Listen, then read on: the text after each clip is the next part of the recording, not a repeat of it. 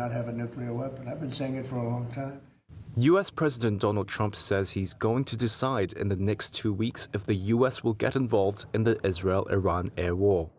The deadline adds pressure on Tehran to negotiate as the week-old air war escalates, and neither Israel nor Iran show any signs of letting up. The news came from White House Press Secretary Caroline Leavitt Thursday. I have a message directly from the president, and I quote, "Based on the fact that there's a substantial chance of negotiations that may or may not take place with Iran in the near future, I will make my decision whether or not to go within the next 2 weeks."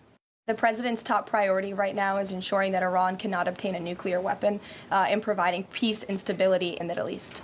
On Thursday, critics pointed out that Trump has commonly issued deadlines only to suspend them or let them slide entirely. Democratic Senator Chris Murphy said in a post on X that Trump has asked for 2 weeks, quote, "a million times before to pretend he might be doing something he's not. It just makes America look weak and silly." Trump has set similar timelines when talking about the war in Ukraine, tariffs on China, and on tax reform. And do you still believe that Putin actually wants to end the war? I can't tell you that, but I'll let you know in about 2 weeks. President Xi, we gave them a 2-week reprieve. We're going to get into great detail over the next 2 weeks, but we're working on it with Congress now. Meanwhile, the prospect of a U.S. strike on Iran has sent cracks along Trump's support base.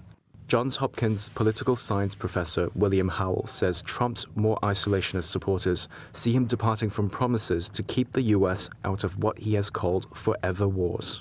This is a particular challenge for Trump insofar as a lot of his his run for office was initially premised on the idea that he was going to avoid foreign entanglements. And so I think there are big questions too. It's just not just about, well, is this a smart move for us to get militarily involved, but what is it going to get us caught up in? And there are big divisions within the Trump's camp, within the Republican Party, over where exactly this is going to go. On Thursday, Israel bombed nuclear targets in Iran, and Iran fired missiles and drones at Israel after hitting an Israeli hospital overnight. Israel has described its strikes as preventing Tehran from developing nuclear weapons. Iran has denied it plans to do so.